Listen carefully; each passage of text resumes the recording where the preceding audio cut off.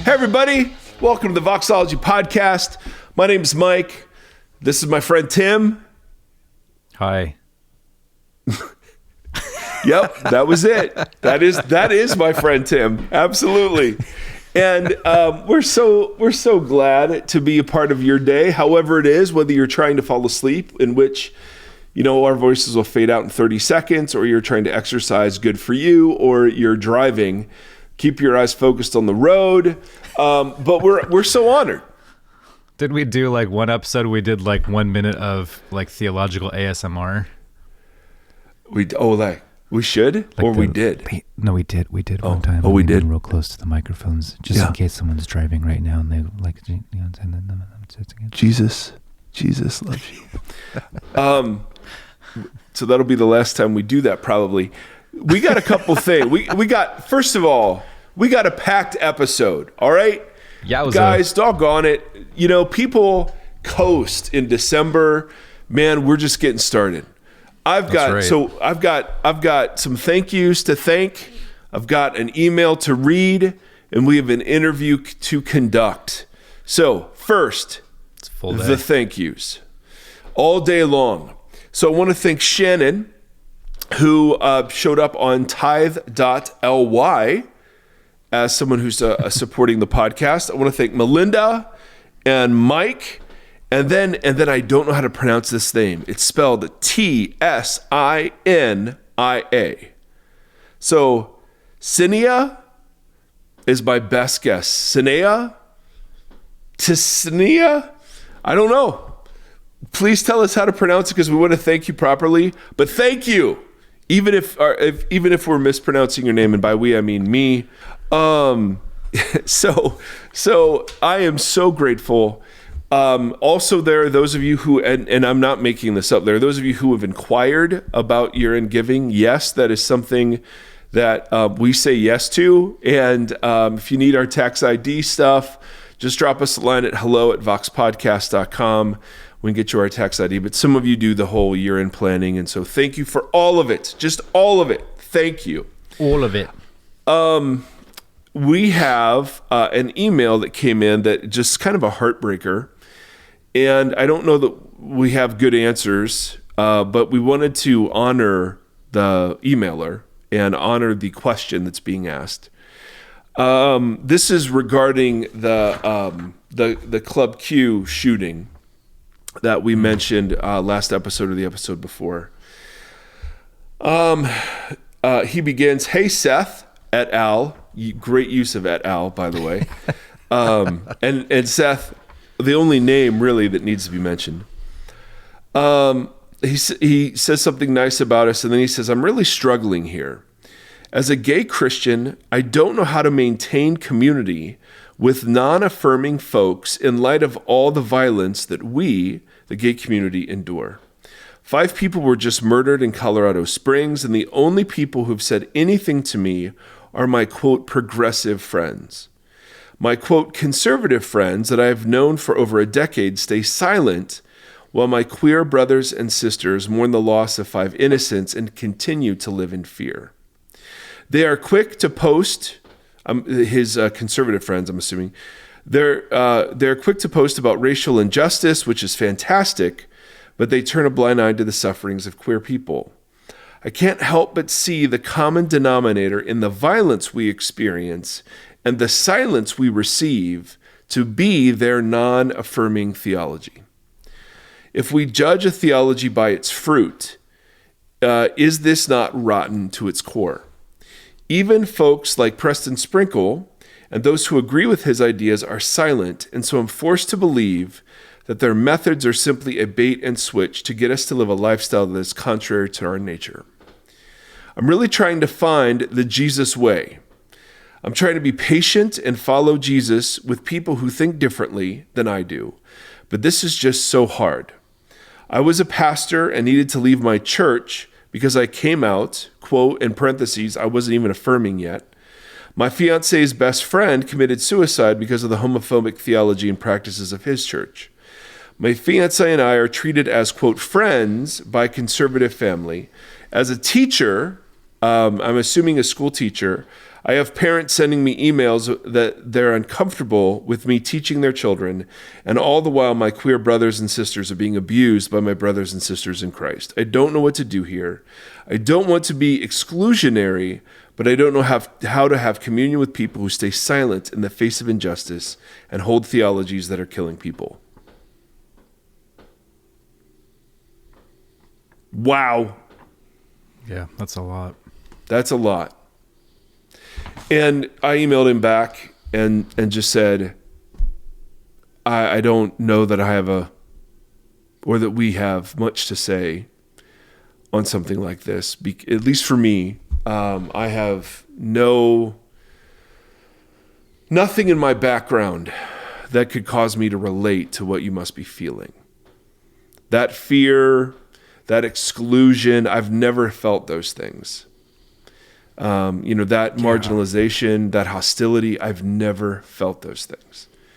So I feel so hesitant to just sort of start talking about this. And I have no doubt I would feel very similarly in your shoes.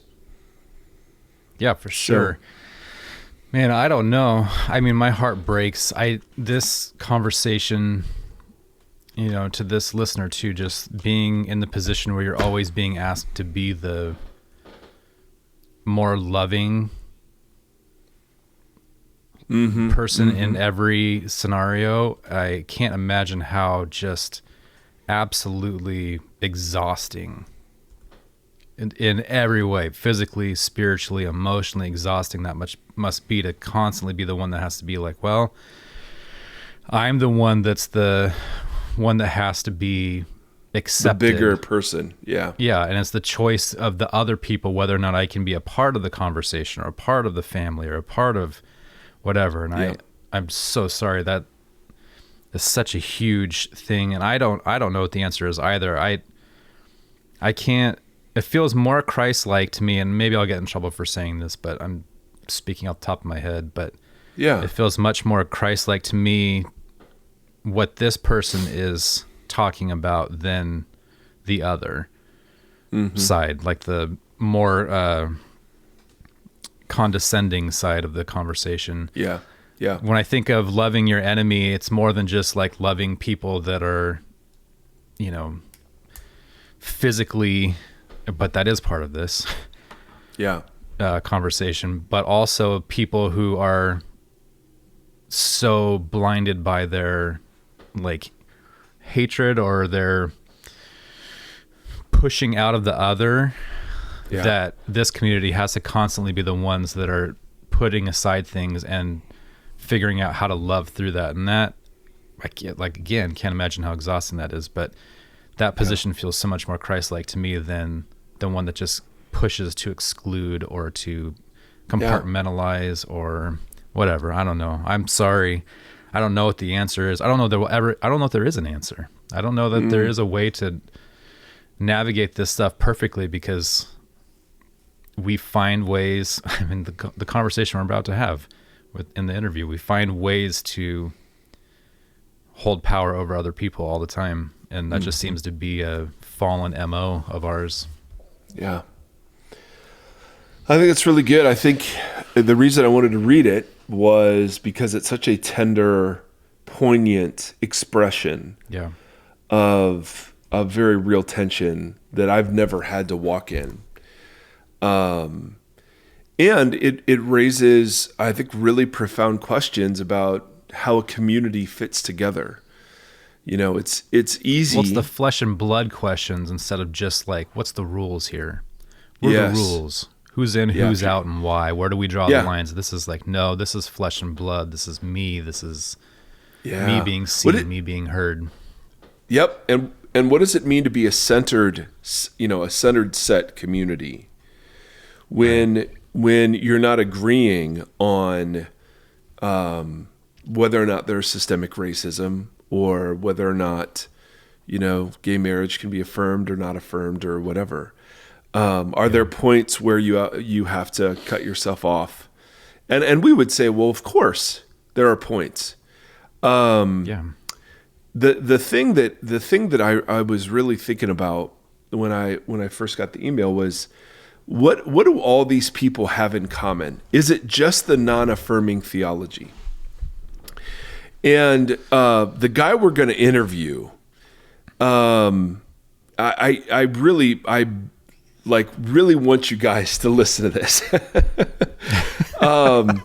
And he has a couple of chapters in his book that we don't get to in the interview just for sake of time, but about evangelicals and shame and evangelicals and disgust, and why is this purity culture, even though it's, and he talks about the ex-gay sort of reparative therapy movement, and I mean there's other things going on, because I want to hold out the possibility that there have to be communities where, and it also depends on what do you mean by non-affirming, right?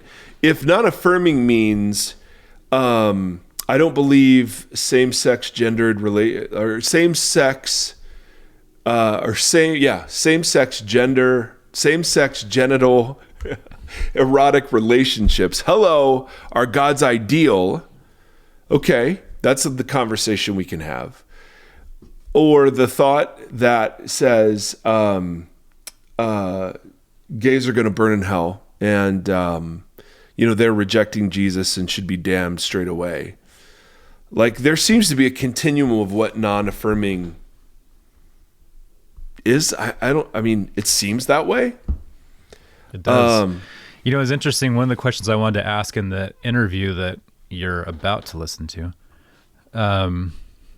had to do with when I was looking at segment things for this week, that controversy going on with that Thomas Accord guy that was a president of that Christian school or whatever, and and he's also on a podcast with our buddy Stephen Wolf that has come up the last however many weeks, the author of that Case for Christian Nationalism book that's selling like hotcakes, who is also connected to, he's a student or whatever of Albert Mohler.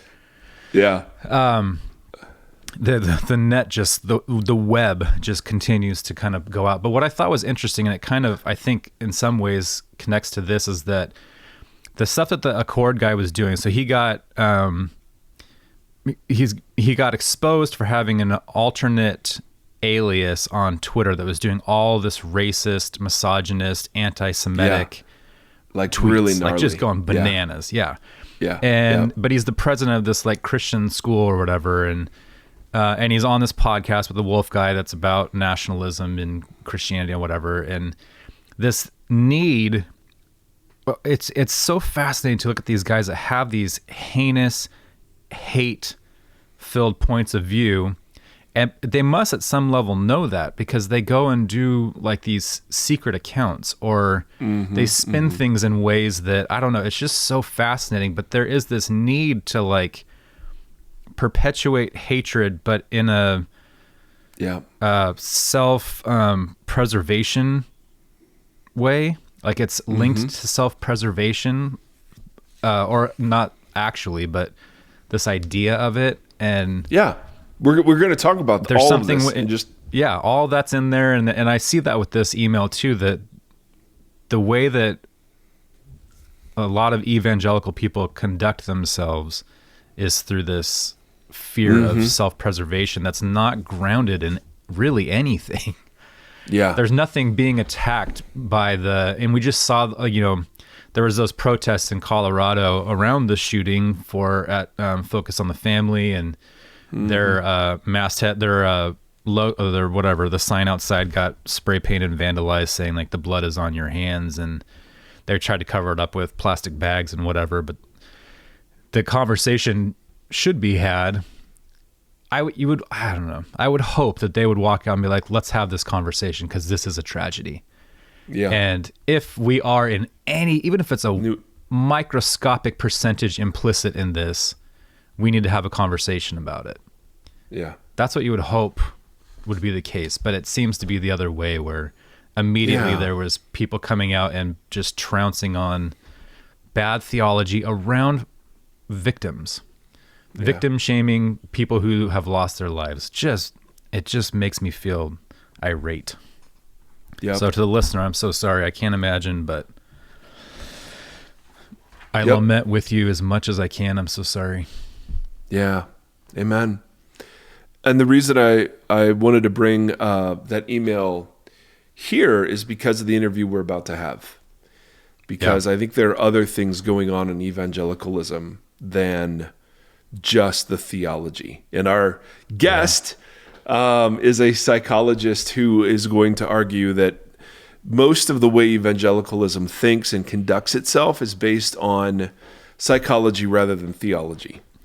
And Which is fascinating. It is totally fascinating. But one thing we don't get to in the interview is the sexual ethics part that's really great in the book. So to you... So we'll link the book. Yes. Anyway, really excited about Dave Verhaagen.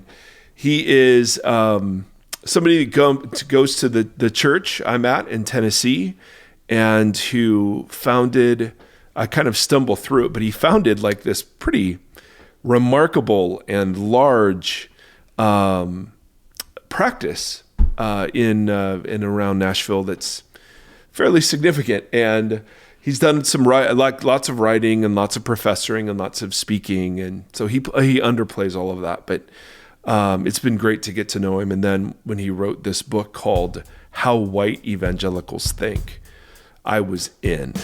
And the interview does not disappoint. He is great, and we hope you enjoy it.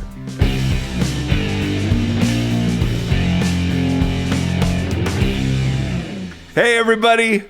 Man, I got to tell you, today I am excited as opposed to other days. Today I'm really excited because my worlds are colliding on the podcast. Now, this happens whenever Susie Lynn is on, but today it's because my friend Dave Verhaagen is here. Dave is first of all, to know Dave. So Dave goes to the church and has gone to the church way before I ever got there. The church, the one church in Nashville.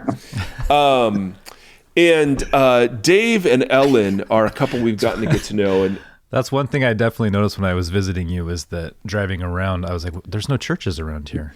Yeah, that's right. That's right. If there's anything that Nashville needs, it's more churches. Oh my goodness. Yes. Bars and churches are really, they serve the same purpose. But one of the things, that's just a hot take we're going to let slide. One of the things that Dave and Ellen, so Ellen revolutionized our community. No, I kid you not. This is not an exaggeration. When we were in the middle of the Sermon on the Mount and Ellen raised her hand and just asked a question right in the middle of a sermon, and that unleashed, we now like spend loads of time answering text questions and people raising their hand in the middle of church, and it's awesome. So that was Ellen's contribution, although she has way more to offer than that. Dave, however, is the founder and a practicing psychologist at a pretty large group facility. No, not a facility, but a group practice. Yes. In Nashville, and has written some books, so I got a couple of chapters of a book he'd written a couple of years ago that were amazing. But then he wrote a book called How White Evangelicals Think. And I got my hands on a copy of that sucker and was like, oh wow, there's a lot to talk about. So this is my friend Dave. Dave, say hello to everybody. Hey everybody, and hey Mike Erie. Hey. And hey Tim Stafford. Yes. Oh, thank you. Yes, or as Seth Erie calls him, Tim Staff. Tim Stafford. Tim Staff. So Dave, you are white, are you not?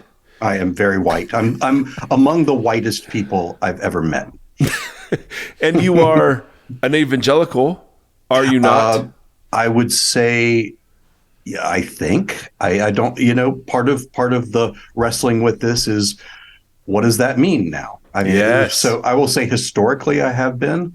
I think I'm still at the core with faith, but I don't know how much I would embrace that term anymore. But yeah. Right. So for shorthand, let's say yes. Okay.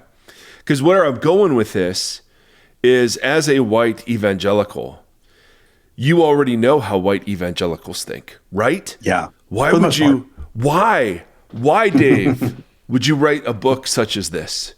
No, I'm in all seriousness, like the way that you enter into the book and the conversation, like that it started with you. I'd love to hear a little bit. I'd love to hear you talk about the genesis of this. Yeah, I'd love to tell you, because I really got going with this out of a place of genuine confusion. It was just baffling. So I am a guy who grew up in the evangelical world. In college, I was involved in campus ministry. In graduate school, I was doing volunteer staff for campus ministry. Post-grad school, I was involved in, a big church with Sunday school and being on the elder board. And I wrote a couple of Christian books and was adjunct faculty for seminary and conference speaker, the whole deal. So very immersed in it, not peripherally, just very immersed in my life. Yeah. And cruising along. And then in recent years, I have been just baffled. And the story that I open the book with is the one that I think helps me make sense of this, about why I got into it. One time I had to speak at a conference in Roanoke Rapids. I was living in Chapel Hill, and I was going to go to Roanoke Rapids for this conference. And so this was way before cell phones and GPS. So you take the map and you lay it out on the table. Yep. And I mapped out Chapel Hill to Roanoke Rapids, North Carolina. And I'm like, okay, I'll leave a little early, drive leisurely there. Once I get there, I'll figure out where the conference center is. I drove to Roanoke Rapids, North Carolina, and find out there is no conference center there, that the conference is in Roanoke Rapids, Virginia. So now I'm a couple hundred miles away.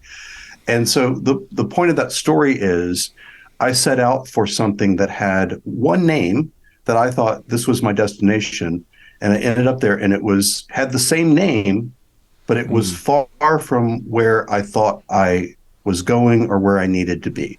And so the same thing with evangelical. In your first question, that's why I'm still puzzling.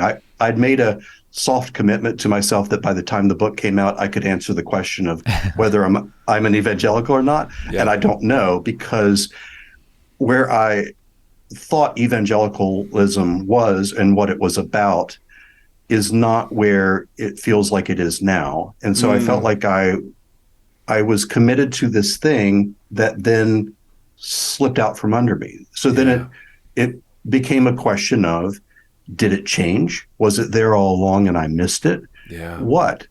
And then if we're thinking, well, evangelicalism should be characterized by all the things that we've kind of grown up in, of concern for the poor and the oppressed, being more interested in other people than ourselves, being people of grace and mercy, and that's not what this is, then how did this happen? And so I started posing questions to myself and they were just literally questions I needed answers to. Why are evangelicals so fearful? First of all, are they? And then why are they? Why do they seem, at least on the big picture scale, so self-interested and all about power when they're supposed to be other interested and all about giving away power? Why do they subscribe to conspiracy theories more than other groups? Why do they deny the reality of systemic racism and even individual racism? I really had all these questions that I was wrestling with. And I thought, the thing I have to offer this is, I'm a psychologist. I'm a good consumer of psychological research. And so let me pose the question and then begin to answer it with research and expert interviews. And so that was the beginning of the book. It started about 4 or 5 years ago. And it went through a number of evolutions in terms of what was included and what wasn't included. But I really felt like once I got to a place where I could answer some of those questions in a satisfactory way, then I had a book. And that's where we landed. And you're very careful to disclaim, we're not speaking here about every white evangelical. Right. Nor are we, trying to play on stereotypes or anything like that. We're trying to listen to what it is the data and research are telling us. Right. Anytime you talk about a larger group, it's not going to be true of everybody. Yeah. And so this isn't true of every individual for sure. And it might not be true of certain pockets or churches, characteristically. The other point that I want to make related to that is that it's not my intention to be a flamethrower or a bomb dropper here. It's not my intention to tear something down. It's my intention to understand it well and hopefully bring about something good ultimately. I told a story in the introduction that I was in Bermuda and we were going to spend a day at the beach. And before we got there was this massive sandcastle that had moats and walls and turrets, and it was sprawling. It was huge.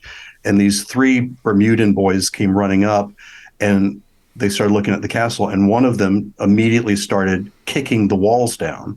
And the other 2 stopped him and said, "No, let's not tear down, let's build." And I always remembered that. It's like, it's easy. There's an impulse to tear down, and there's a certain satisfaction in it, but there's also greater importance in building.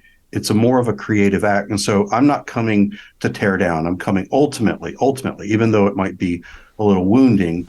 My goal is to build. Yeah. And why white evangelicals as opposed to liberals or mainliners or atheists or whatever?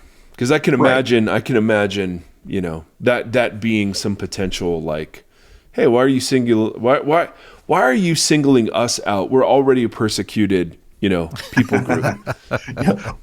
Aren't we though? Yeah. So I will say, in full disclosure, I am what I call a pathological moderate.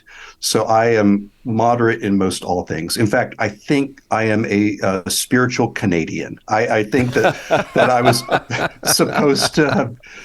supposed to have been born in Canada, and I just missed by a few, like 1,000 miles or so. And so I'm a pretty moderate guy, and I can see issues with the far right and the far left. Personally, I personally have voted for both Republican and Democratic candidates on all levels. I am not by any means a dyed-in-the-wool conservative, nor am I a self-described liberal. But evangelicalism is now characterized by conservative white Christians.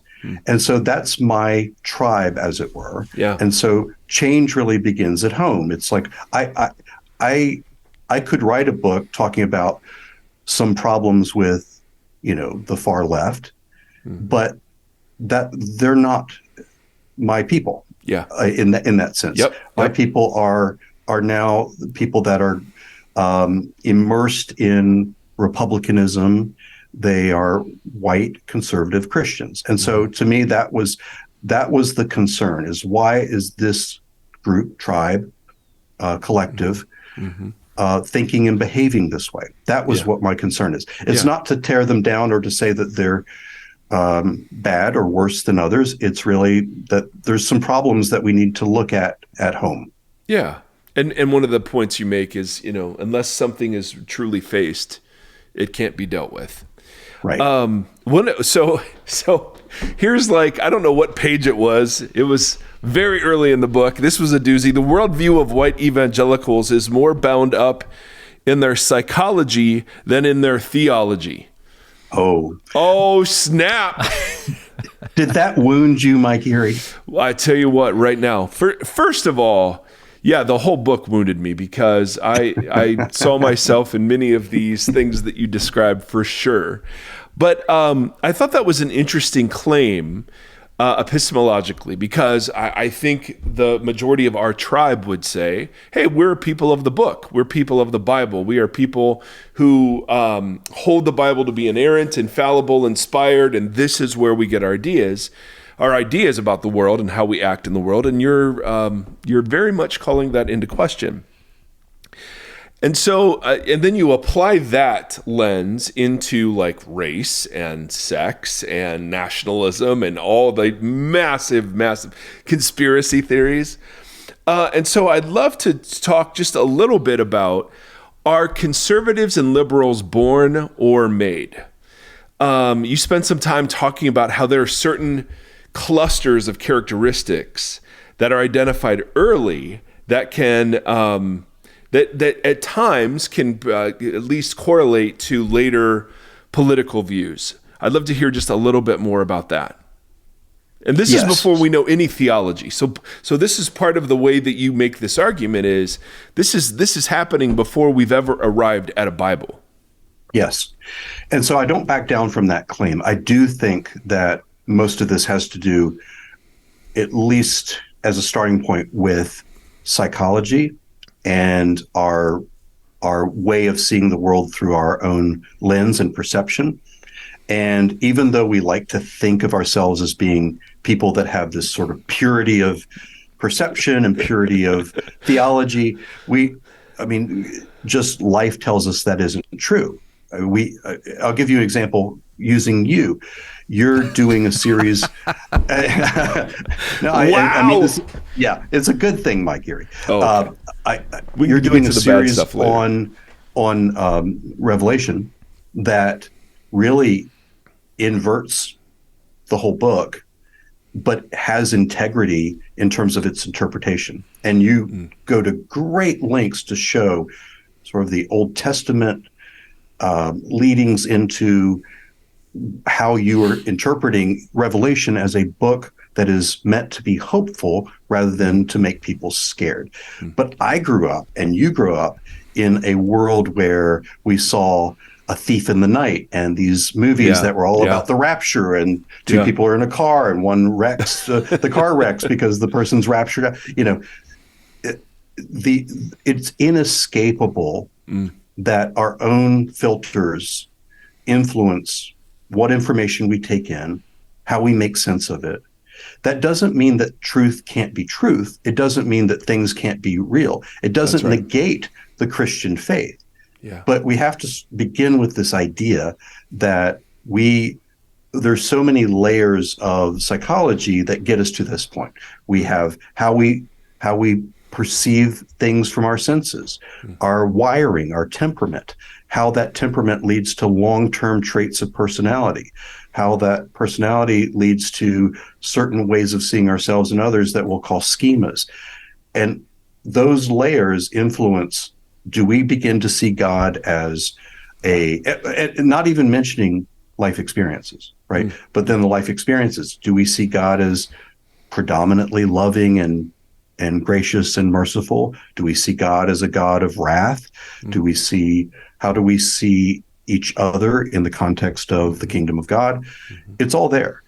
So the answer to the second part of your question, are conservatives and liberals made or born? The answer is yes and yes. And what I mean by that is there are certain traits that we know temperamentally that lead children to become, if a child has certain traits in their temperament, they're more prone to become a conservative or a liberal. And those traits have to do with their need for order and sameness, their openness to new experiences, their how conscientious they are in terms of meticulousness and detail-oriented. And those things sort of put people on a trajectory.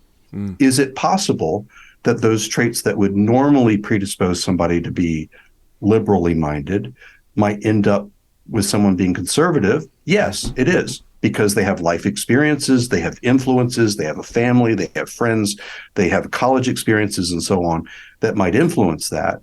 But there's sort of a predisposition in a direction that goes from that. So yes, it is both. We are wired in a way that leans us in a direction. We have certain family and social contexts that also lean us in a direction.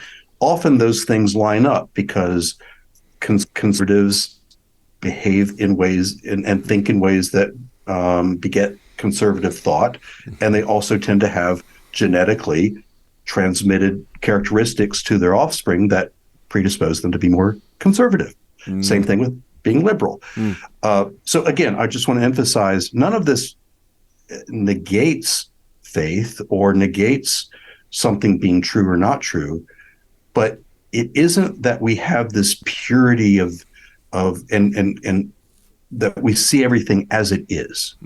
We see things through layers of life experiences and temperament and personality. Yeah. So how does that apply to groups? One of the things you talk about in the book is the relationship between fear and evangelicals. And I'd love just a kind of a synopsis of your research. Are evangelicals typically more fearful than folks in the general population? And if so, why do you think that's the case? The short answer is yes. The longer answer is it depends on what you're talking about, being fearful of. So the group socializes you to what you're fearful of. So yeah, any group does. Any group does. So the group tells you what to be fearful of and what to not be fearful of. I'll give you an example of that in a minute. But because now, as a general rule, evangelicalism is characterized by republicanism, conservative politics first, white identity second, and then theology third. If we look at the research, that's really sort of the rank order of how things sort of progress. Wow. And that's an order of emphasis, priority, value, right? Right. Ryan Berge, who is a pastor in the Baptist Church, his research says, look, evangelicals are Republicans first, white second, and then evangelical third. Yeah, just the way Jesus intended. Just the way, right. And that's not always been the case, but that's where we are. So within that, if we say that's the predominant tone of white evangelicalism now is conservative-minded people. Yeah. And again, we're not saying conservative is bad. We're just saying conservative-minded people. Conservative-minded people tend to be more fearful about certain kinds of things. They're fearful about things that are different than they are, people that are different than they are. They are more fearful of things that don't fit into conventional expectations. They're more fearful of things that threaten status.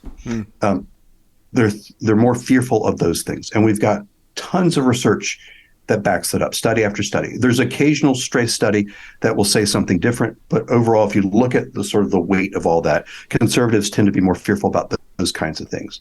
Now, what's interesting is you wouldn't think that was true during the COVID era because the evangelicals were the ones that was like, let's pack 1,000 people into a small space and have a worship service without masks. Right. Because we're people of faith, not fear.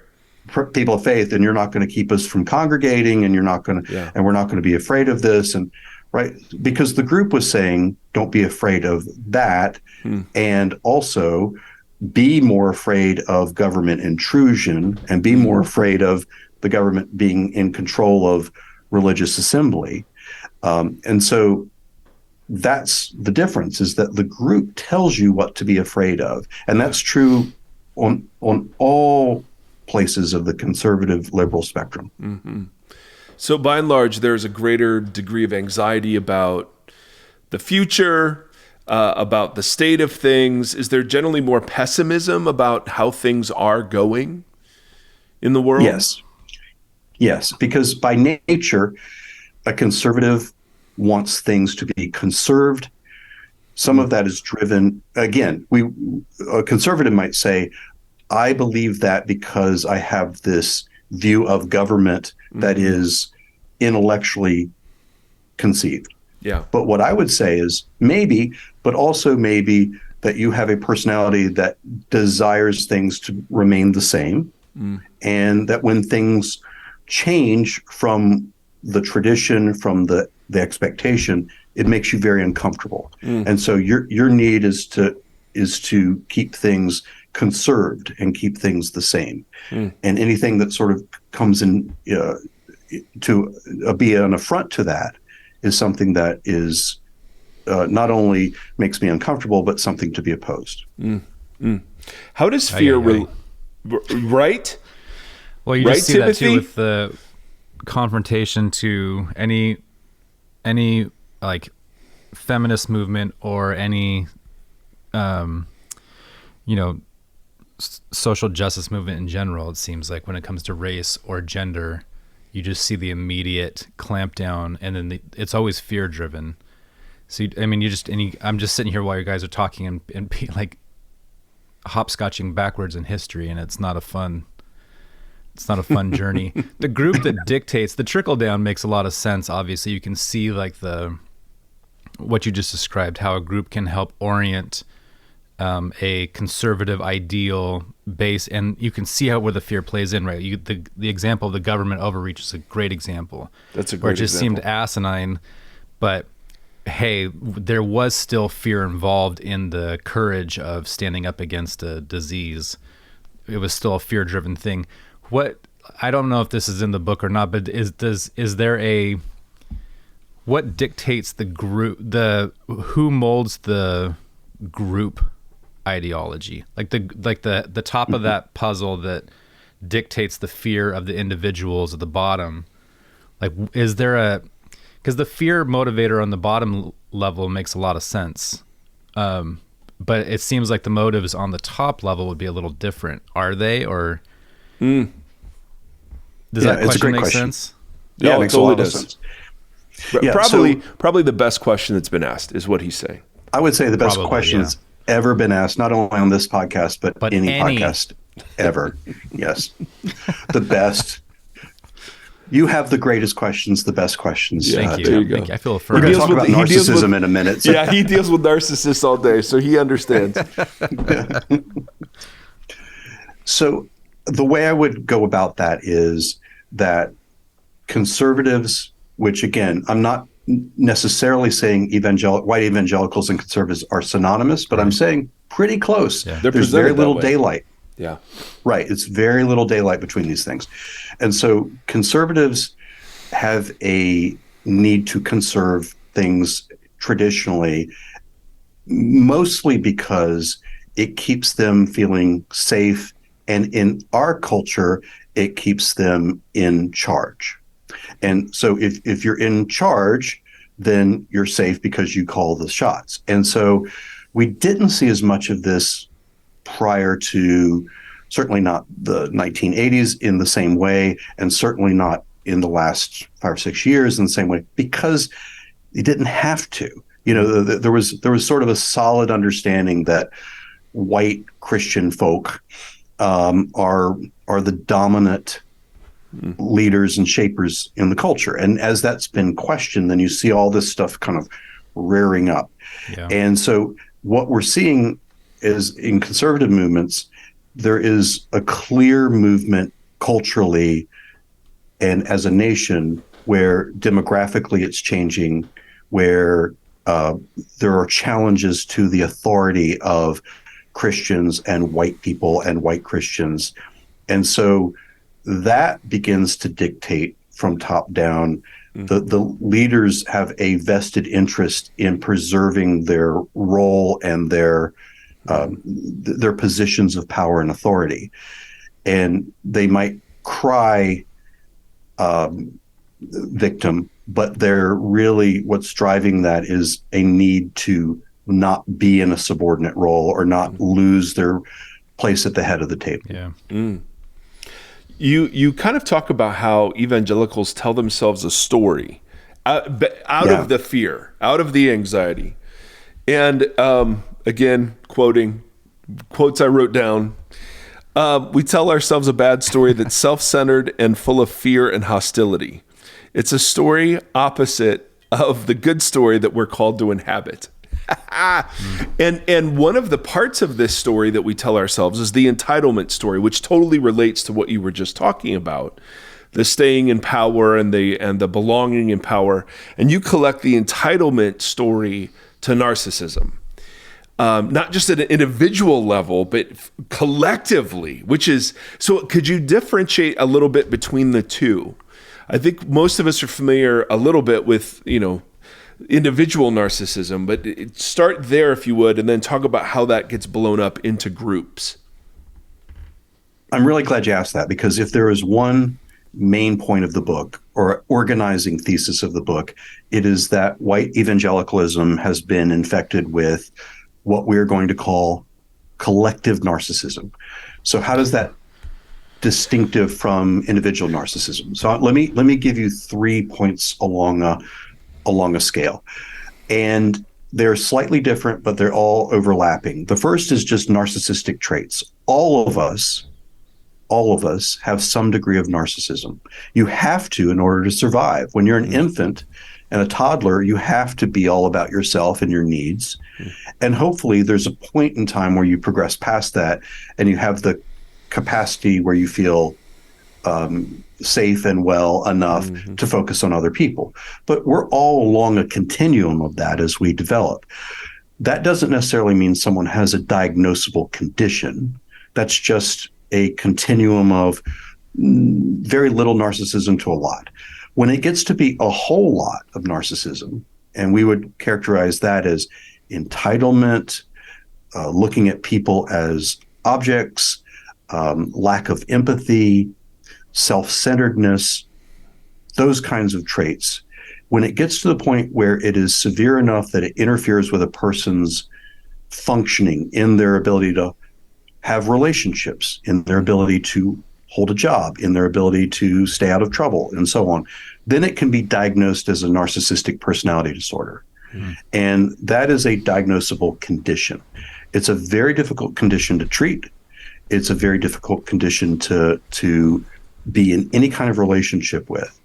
And there is some research that the church, not just the evangelical church, but the church writ large, draws more narcissists and people that would even qualify as narcissistic personalities. And Mike, I exempt you from this comment, but the rates among people that are in pastoral teaching roles are often, that's even higher often. Oh yeah. No, I don't exempt myself from that. Absolutely. Mike did a whole series on it.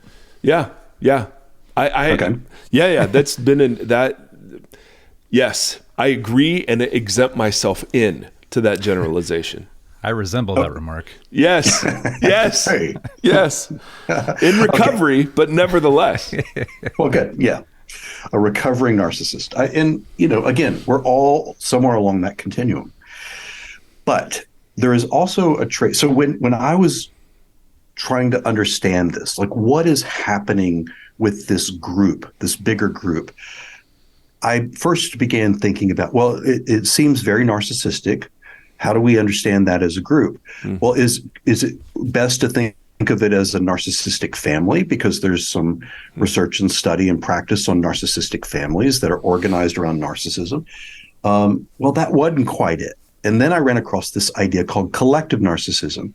And the beginning of collective narcissism, believe it or not, it's interesting we're talking about this during the World Cup, because the beginning of the study of collective narcissism was around something that was called football or soccer hooliganism, where the fans of one team would become so rabid and committed to that fandom that they would literally fight, attack, and riot against members of the other team's fans.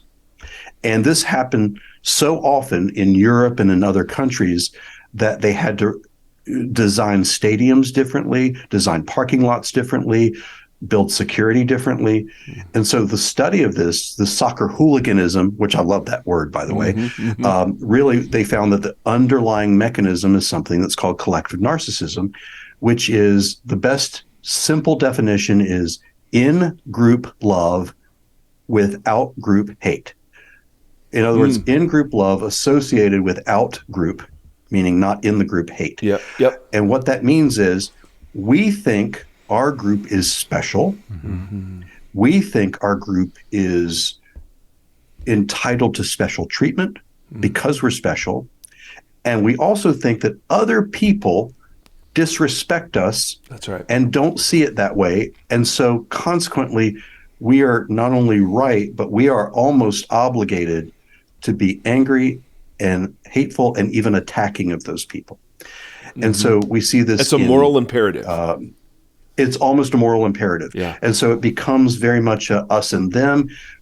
Our group is good and special and entitled, and they are the enemy that must be opposed and attacked because they don't see us as special. Now, I'm going to leap ahead a little bit. That collective narcissism not only characterizes what I think is the problem with white evangelicalism now, but it is really the root of the big conversation right now about Christian nationalism. Christian nationalism is at its root the intellectual cover for collective narcissism. It is the nicing up and the theological cover and the intellectual cover for this more ugly thing. And so that discussion is really, as a psychologist, what I see, that's the sociology of it, the Christian nationalism. But the psychology of it is this dynamic that's happening that's driving people to associate with a group that makes them feel special, and that the group then is infused with this sense of being special and entitled. And characteristically, it is also angry and hostile toward people who don't view them that way. And that's where fear would fit in, right? Yeah. Is that the collective narcissism is a defense? I'm asking, is it a defense against the anxiety in the system? Yes. Okay.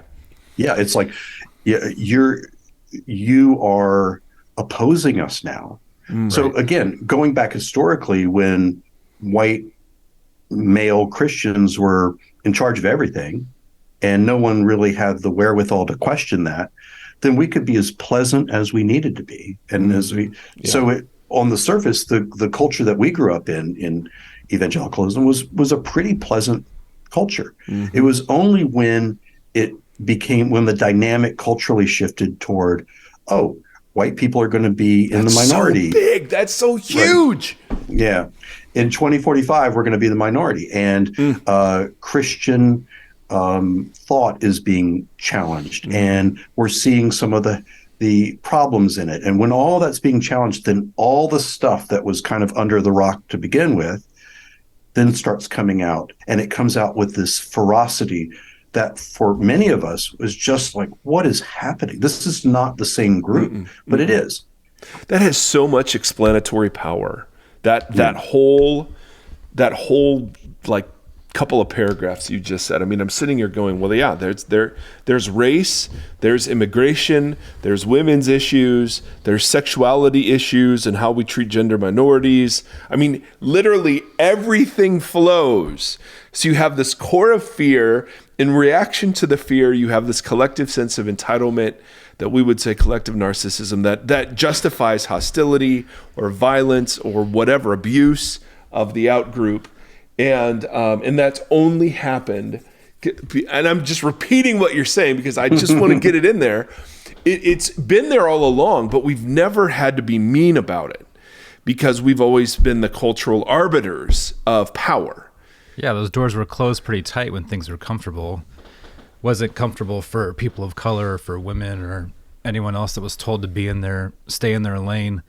I'm so curious. The psychology part of it's so interesting because there was a viral video going around of, churches are getting ready for their giant Christmas spectacles. And there was a viral video of a church that had drummers like on machines floating through the air playing their drums. And it was like this ridiculously expensive program that they were putting together and someone said something like, imagine the God that was born, in a barn or whatever, like just kind of being so excited and so proud of the, multi-million-dollar Christmas presentation you put on. And it made me start thinking about identity and our identity as not evangelicals, but just as people of a kingdom that believe that Jesus is who he says he was. And everything that you guys have been talking about is all misidentity issues and then being like angry or scared that someone's attacking your misidentity that you've taken on as the true identity. And I think that stuff's really interesting because at the beginning you said, I don't want to tear it all down. I want to I can't remember exactly how you put it, but not tear it down, but kind of to build it, fix it. And so there's always a conversation going on between whether or not this is salvageable or whether or not we just kind of do our own thing. And then within that, with the question that I asked earlier, and it basically broke down to just it's power. People are protecting power, and we don't want to lose power. And that's such a predictable and boring answer, and it's sad, right? Because it's like that's all that we are, is people who are afraid to lose power in every different dynamic, and it's such a disappointing underlying issue. But that is dying out. And we see that statistically, right? That power is waning. So it doesn't need to be.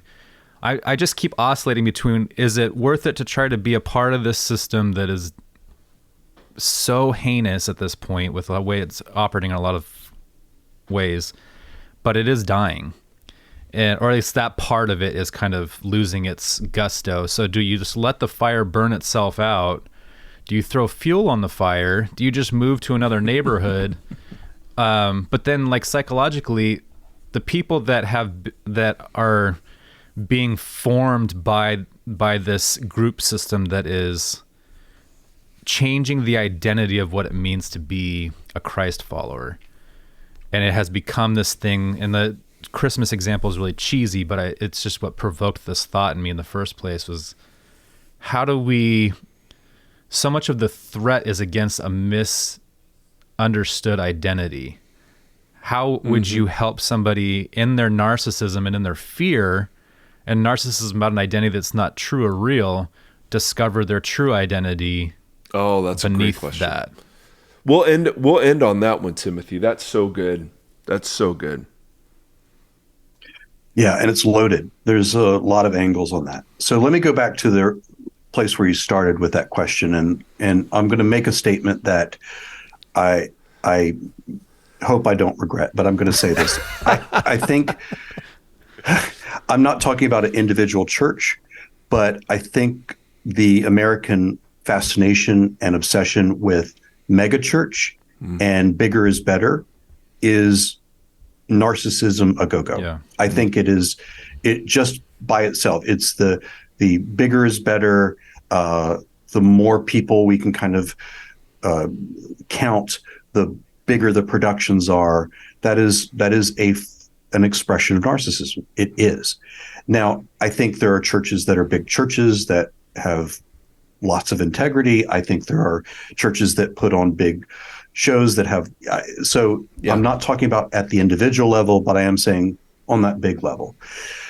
The way I would answer this, and I'd be curious to get your thought too, Mike, is if we look at just on a social and sociological level about evangelicalism, we're really talking about an 80-20 split. And what that means is about 80% of people who now call themselves evangelical would be basically conservative Republicans who take on the term evangelical, who own that term. Yeah.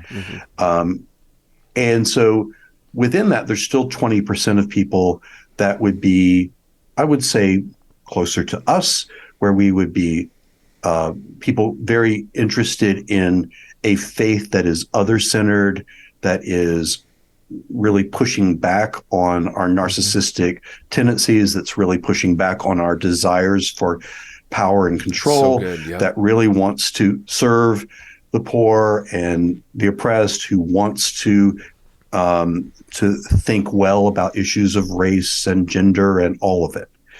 And so that's embedded in that same group. So we've got 20%. Well, I think if you look at how I think God operates sometimes, he doesn't necessarily need the big majority and the masses and the megachurch. He needs the faithful within that. And I'm not trying to make the claim that the people in the 80% are not Christians. I'm not making that statement. I'm just saying there is a 20% within that thinks differently. Yeah. I would argue that thinks closer to historical faith. And that may be enough. It isn't necessarily enough to flip the whole thing, meaning that now evangelical is back to this really healthy, good place.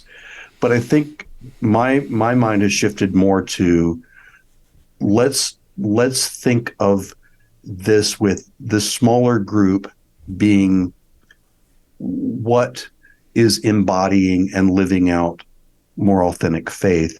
And let's acknowledge that this 80% is more of a culturally determined phenomenon. And the hard work's going to be... I'm sorry. No, and whether that means that the 20 create separation semantically about calling themselves an evangelical or not, I don't know. Yeah. But to me, it is probably more. We're probably going to get more traction focusing on the people that are trying to remain faithful and trying to be people of faith and wrestling with what it means to be evangelical, but are seeing things very different than 80% of their brothers and sisters. Yeah. Oh, it's so good, Dave. And the hard work, I'm sorry I was almost interrupted you there, or I did. The hard work is going to be, if you're a part of the 20%, how do you keep from being a collective, growing into collective narcissism against the 80%? Right? Because it's the same, well, they don't appreciate us. We're the true believers. I mean, it's the same dynamic played out over and over and over. And so I love that so much of Jesus is talking about growth in the kingdom was like images of smallness and hiddenness and weakness. That's how the kingdom comes. And so it's incumbent upon that 20% to not, to resist the collective narcissism that could easily portray it, or characterize it. So that's so good, Dave. Obviously, we're going to link the book. It's fantastic. Do you have social media? Are you on social media at all if people want to check you out? Yeah, so I've decided this is my simple way of thinking about social media. Facebook is for family pictures and vacations. Instagram is for pretty pictures, and Twitter is where we can have this kind of hashing it out. I try not to bleed these things. So there are people who are only friends on Facebook that don't even know that this book is out, for example. And Instagram, I don't make any. I just post pretty pictures. So Twitter would be, if you want to follow me, it would be at D.A. Verhaagen, Verhaagen, and you can post that. But that's where I'd love for people to follow me on that. And I really am grateful that you guys had me on. It really means a lot to be able to share these ideas. If you want a podcast psychologist to be like the house psychologist, the resident psychologist. I love it. I'm your resident psychologist. Yeah. See, we should probably have one of those. Oh, Dave, listen. Yeah, I mean, all podcasts need a resident psychologist. Boy, isn't a podcast itself an expression of narcissism? Our words are so important. We have to, so it's just, anyway, but I am so grateful, Dave. I mean, you and Ellen are the best. And, it's great I think one of the ways that I rate church health, is how many psychiatrists, psychologists, and people in recovery are there in the congregation. And so in our case, we're pretty safe. It's a bunch of jacked. You got it nailed down. Anyway, man, thank you. Thanks for your time today. You're the best. Thank you, Mike. Thank you, Tim. Thanks. Thank you. Thank you for listening to this conversation. Voxology is a 501c3 nonprofit organization that is supported by listeners just like yourself. If you'd like to partner with us, you can do so at patreon.com/Voxology. You can also join the community and hang out and chat with us on the socials. Facebook.com/Voxology Podcast and on Instagram @Voxology. Thank you for walking the long road with us.